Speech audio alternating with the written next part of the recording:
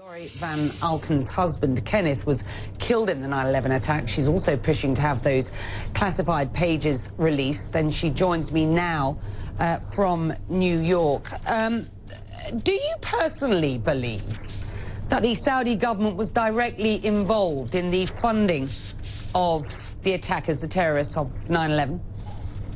Well, it's a difficult question to answer because our evidence is still classified. I have the joint inquiry book here with the 28 pages that are still missing from our knowledge. We've not been able to read those pages, but there has been some leaked information, and there has been, before this report came out, we were given to understand that, it may be like as high as Prince Bandar, and money passed to some Saudi agent that helped the 9/11 hijackers in San Diego.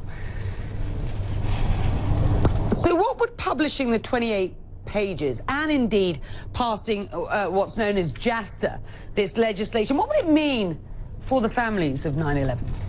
It would mean a lot for the families of 9/11. We've waited for 15 years for justice. No one has ever been held accountable in a court of law for the 9/11 attacks. As we can all recall, planes were hijacked, buildings were knocked down, Lower Manhattan was decimated, and 3,000 people were killed. And there's never been any justice, not with Gitmo, not now. We're waiting a long time to be able to read our own evidence that was held back from us within these 28 pages and other documents as well. And JASTA would lift the veil of sovereign immunity and enable this case to go forward. And it's just a court case. That's all we're asking for. We're asking for a day in court. We want the truth, and we want to take the truth to court. So you will have seen the images of President Barack Obama arriving in Riyadh today. When you see those images, how does it make you feel? It makes me feel terrible. First of all, President Obama was on TV, and he said that he hasn't even read the 28 pages, which is astounding.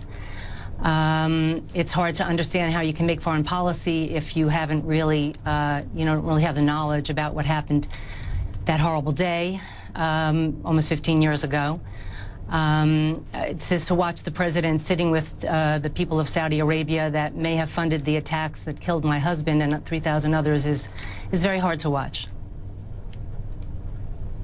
The Saudis have said that they will sell American assets worth billions. I'm talking some 500 billion. If this JASTA bill were to get passed, your response? That sounds like bribery.